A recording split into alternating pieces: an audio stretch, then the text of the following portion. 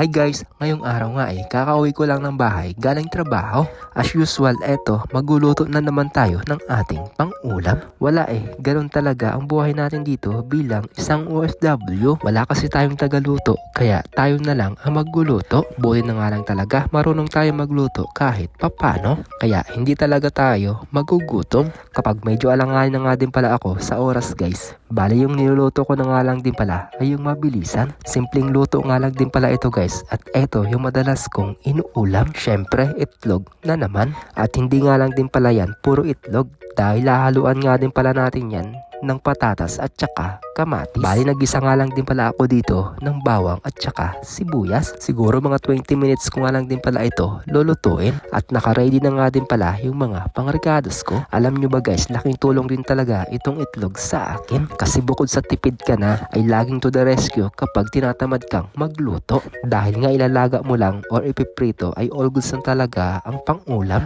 Minsan nga sa isang linggo, paiba-ibang klaseng luto na lang talaga ang ginagawa ko dito sa itlog, dahil nakakasawa din pala kapag puro prito araw-araw. Kaya eto, para maiba naman sa paningin nyo, hinaluan ko naman ng kamatis at saka patatas. Ginisa-gisa nga lang din pala natin yan guys sa bawang at saka sibuyas, para naman kahit papano ay maging masarap. Tapos nangutang nga lang din pala ako ng 3 pirasong itlog doon sa tindahan. Sana nga merong ganun dito para lahat ay maging masaya. Happy yarn! Tapos binati-bati ko na nga din pala itong itlog ko. Dahil nga may nakakapit pa ng konti, nilagyan ko nga ito ng konting tubig. Inutang mo na nga lang, tapos hindi mo pa sisimutin. Ayan, pwede na yan, nasimutan natin. Kaya ilagay natin dyan sa bandihado ay sa kawali pala, para maging masarap yung itlog natin. Kaya maglalagay tayo dito ng konting asin. At para maging masarap itong simpleng ulam natin ay maglalagay pa tayo dito ng magic sarap. Tapos nilagyan ko din yan ng konting pamintang powder. Tinakpan ko lang, at pagkalipas ng mga ilang araw ay luto na nga din pala itong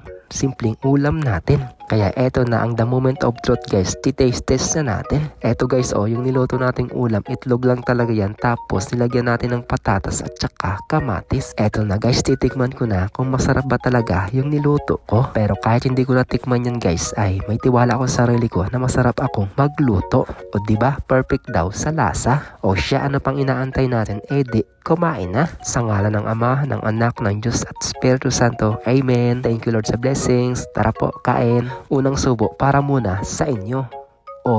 Nga na. Teka lang, at ihipan ko pa kasi mainit. First bite. Thank you Lord. Grabe guys, bilib na talaga ako sa sarili ko, kasi sobrang sarap kong magluto.